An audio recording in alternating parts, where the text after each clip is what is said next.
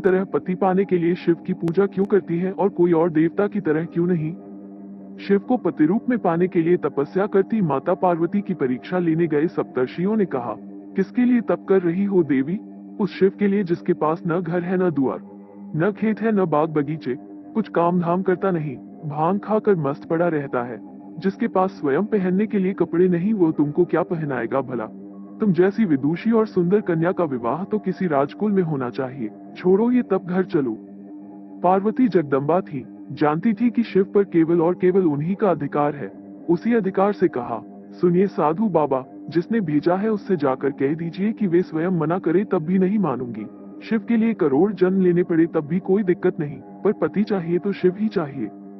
वे सप्तर्षियों की ड्यूटी पूरी हुई। वे हंसते हुए शिव के लोक चले, जाकर बताया, विवाह कर लीजिए देवता, माता नहीं मानेंगी। शास्त्रों से इत्र लोक में जो शिव पार्वती का स्वरूप है, उसके हिसाब से शिव इस सृष्टि के सर्वश्रेष्ठ पति है।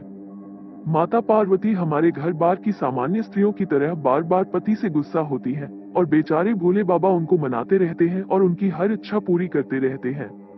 जीवन में धन धान्य का नाम तक नहीं है, फिर भी पत्नी की कोई इच्छा खाली नहीं जाती।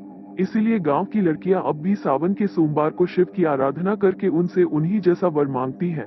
भोला भाला पति, जिसके हृदय में पत्नी के लिए कोई छल न रहे, धन दौलत तनिक कम भी रहे, पर गुस्सा होने पर पति मनाए, उसे उसकी पूरी प्रतिष्ठा, पूरा सम्मान दे, हर इच्छा पूरी करे, इससे अच्छा पति और कैसा होगा? अब शिव की ओर से देखिए, वे हमेशा अपनी ही दुनिया में मगन रहने वाले पुरुष हैं।